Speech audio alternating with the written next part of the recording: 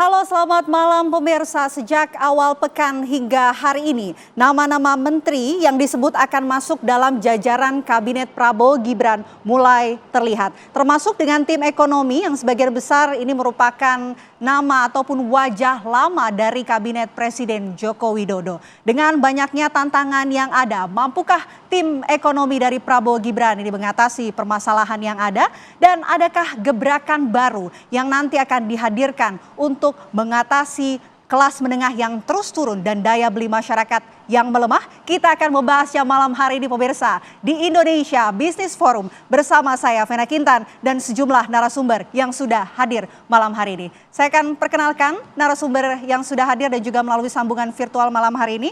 Pertama saya ingin sapa ada Bapak Roy Mandey, Ketua Umum Asosiasi Retail Indonesia. Selamat malam Pak Roy, bisa digunakan mic-nya? Selamat malam Mbak Vena. Sehat Pak Roy? Salam semangat. Salam semangat. Baik, selain Pak Roy, saya ingin juga menyapa Mas Frits Novianto selaku Wakil Ketua Umum Kadin Provinsi Sulawesi Barat. Selamat malam Mas Frits. Selamat malam Mbak Vena. Sehat? Sehat, Alhamdulillah. Puji Tuhan, sehat. Baik, selanjutnya ada narasumber di sebelah kanan saya. Ini ada Bang Ahmad Nur Hidayat selaku pengamat kebijakan publik. Seperti biasa, selamat malam Bang. Selamat malam, Assalamualaikum warahmatullahi wabarakatuh. Waalaikumsalam. Selain itu juga hadir di sebelah kiri, ini yang paling cantik di antara kita semua. Ada Ibu Lisna selaku pedagang. Selamat malam Ibu Lisna, apa kabar Ibu, sehat? Alhamdulillah sehat, Assalamualaikum. Waalaikumsalam warahmatullahi wabarakatuh. Saya juga ingin menyapa narasumber kita melalui sambungan virtual pemirsa. Ada Bapak Derajat Wibowo selaku anggota Dewan Pakar TKN Prabowo Gibran. Selamat malam Pak Derajat. Selamat malam Mbak Vena, selamat malam semuanya. Baik. Ya, kita sudah menyapa narasumber kita malam hari ini. Saya ingin mengucapkan terima kasih kepada Ibu dan juga Bapak sudah hadir di Indonesia Business Forum, pemirsa. Tapi sebelum kita memulai diskusi kita malam hari ini, saya akan mengajak Anda pemirsa untuk menyimak tayangan berikut ini.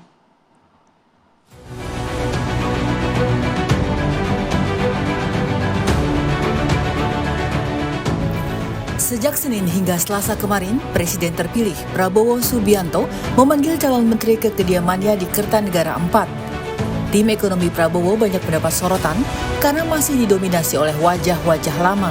Di antaranya adalah Erlangga Hartarto yang saat ini menjabat sebagai Menko Perekonomian, Bahlil Lahadalia Menteri ASDM, Erick Thohir Menteri BUMN hingga Menteri Keuangan Sri Mulyani.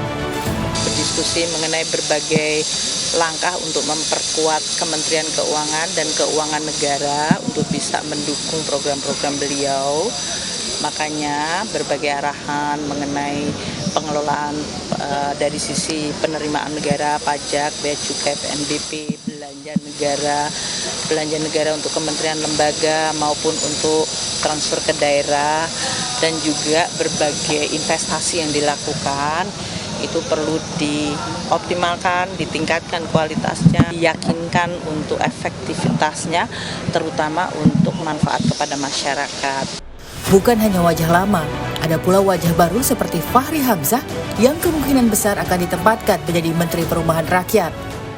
Karena masyarakat begitu banyak persoalannya yang akan mesti kita selesaikan pekerjaan-pekerjaannya, dan ini terutama tentunya karena fungsi saya sebagai anggota Satgas Perumahan yang dibentuk dan kita sudah cukup intensif mengidentifikasi masalah-masalah yang ada di masyarakat.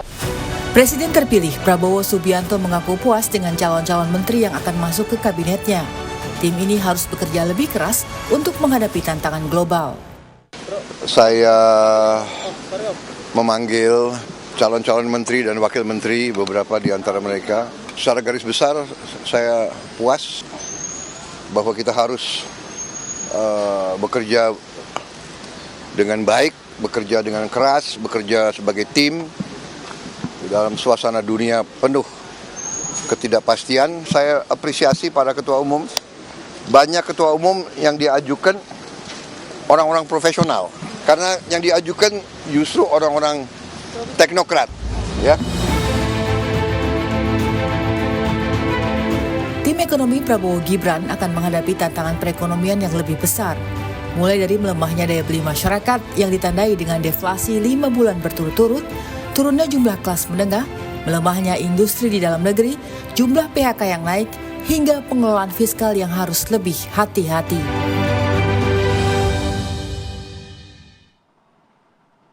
Ya, tema malam kita hari ini pemirsa adalah menanti langkah dari tim ekonomi Prabowo Gibran. Sambil menanti, kita akan bahas malam hari ini bersama dengan sejumlah narasumber, tapi saya mau mengawali diskusi kita malam hari ini dengan berbincang bersama dengan Pak Derajat Wibowo selaku anggota Dewan Pakar TKN Prabowo Gibran.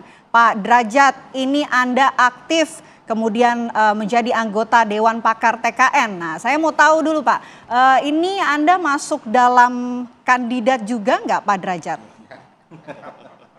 Tidak, saya sejak beberapa pekan sebelumnya sudah tahu kalau saya tidak masuk ya. Tapi saya baru menyampaikan secara publik itu ketika ada yang nanya itu baru hari Ahad kalau nggak salah ya. Kenapa tidak? Karena memang PAN itu, saya kan di Ketua Dewan Pakar PAN ya. Di PAN itu kami mendapatkan 5 portfolio untuk menteri. Kalau perhitungan kabinet itu kan di menterinya ya. Kalau di Wamen itu kan masuk perhitungan yang berbeda. Nah, semuanya diserahkan kepada Ketua Umum dan kemudian kita sepakat bahwa PAN hanya akan mengisi kadernya 2 saja, Ketua Umum dan Yandri. Sementara yang lainnya itu adalah 2 itu diamanatkan kepada pengusaha yang memang sesuai bidangnya. Kemudian yang 1 adalah birokrat karir. Ya. Jadi komposisi dari PAN itu adalah 2 politisi, kemudian 2 pengusaha, 1 lagi adalah birokrat karir. Itu untuk kabinet. Jadi ya kita di PAN solid sepakat bahwa ya itu yang terbaik untuk untuk kita serahkan kepada Pak Prabowo dan beliau menyetujui gitu. Jadi kira-kira begitulah cerita ringkasnya. Oke, baik. Terima kasih sudah men-spill jumlah kursi yang didapatkan oleh PAN. Tapi Pak Derajat, kami juga ingin mendapatkan bocoran begitu mengenai susunan dari kabinet Prabowo Gibran. Ini dari tim TKN, adakah informasi mengenai hal ini? Mungkin bisa di-spill sedikit mengenai tim ekonominya, Pak Derajat. Ya kita ada ya, karena Pak Burhanuddin Abdullah kan terlibat di dalam berbagai pembahasan ya. Beliau kan Ketua Dewan Pakar TKN, juga Ketua Dewan Pakar Gerindra. Kemudian saya juga selain melalui PAN, saya juga terlibat melalui tim internalnya Pak Prabowo yang di luar Dewan Pakar.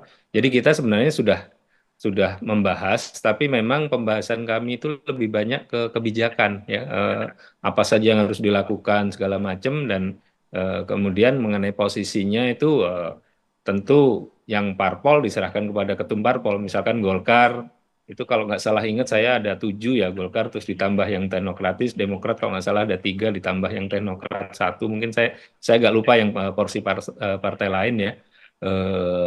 Tapi yang kami lakukan lebih banyak ke kebijakan. Misalkan contohnya salah satu yang terakhir saya agak intensif adalah membahas bagaimana kita memulihkan produksi gula nasional kita supaya swasembada gula untuk baik itu untuk konsumsi maupun untuk energi, untuk pangan maupun energi itu bisa terpenuhi.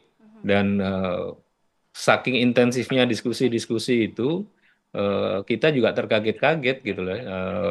Ternyata banyak peluang-peluang baru yang selama ini nggak kita garap gitu ya. Saya kan kasarnya sudah terlibat di diskursus kebijakan publik itu sejak tahun 99. Kemudian di DPR tahun 2004. Nah itu kemarin terkaget-kaget tuh. Ternyata ada yang begini, ternyata ada yang begini. Nggak bisa saya bocorkan dulu, tapi intinya banyak hal-hal yang kelihatannya sepele, tapi kalau dikerjakan itu ternyata bisa memberikan hasil dan sudah dibuktikan gitu, sudah dibuktikan. Dan yang saya lihat sendiri itu contohnya di produksi pertanian itu adalah salah satunya gula, terus kemudian nanti mungkin juga di padi dan beberapa hal lah. Jadi intinya teman-teman di TKN, teman-teman di Dewan Pakar yang katakanlah tidak diberi amanat di kabinet karena satu dan lain hal, itu tetap berperan di dalam dapur yang meracik berbagai langkah itu. Oke, baik. Itu dia tadi penjelasan ya, spill sedikit tidak bisa di-spill, tapi ya kurang lebih yang dibahas adalah mengenai kebijakan ke depan. Itu dari Pak Derajat selaku Dewan Pakar TKN Prabowo Gibran. Nah, bagaimana dengan realitanya pemirsa? Saya mau langsung menuju ke pedagang, ada Bu Lisna. Apa kabar Bu Lisna? Alhamdulillah baik. Oke. Bu Lisna, Ya. saya mau tahu Ibu Lisna ini pedagang jualan apa Bu dan di mana Baju. Bu? Jualan Baju anak. Di mana? Di daerah pasar. Oke. Depok. Kondisinya saat ini seperti apa, Bu Lisna? Kalau untuk saat ini sih agak menurun ya, jauh dibanding sebelumnya. Karena kan banyak dari jualan online, kayak gitu, terus banyak dari ekspor di luar, baju-baju luar gitu. Peminatnya kurang. Sudah berapa lama Bu Apanya keadaannya tuh? susah seperti saat ini? Ya udah 3 tahun terakhir inilah. 3 tahun terakhir? Oke. Kalau selama pandemi bagaimana Bu?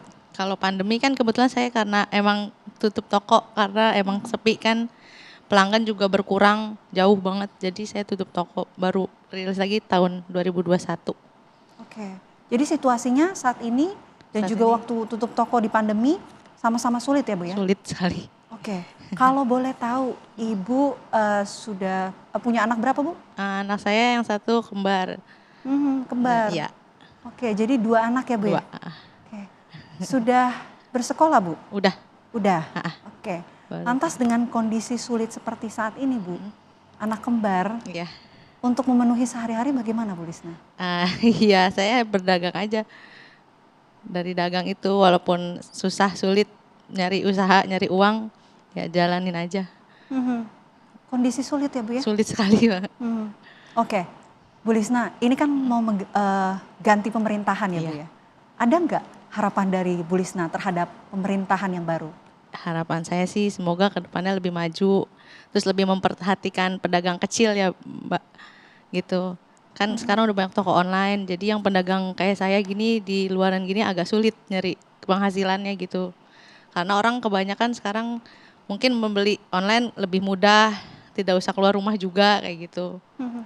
Oke, itu yang diharapkan oleh Iya. Ibu Lisna dan juga teman-teman Lebih pedagang lain ya? memperhatikan ya.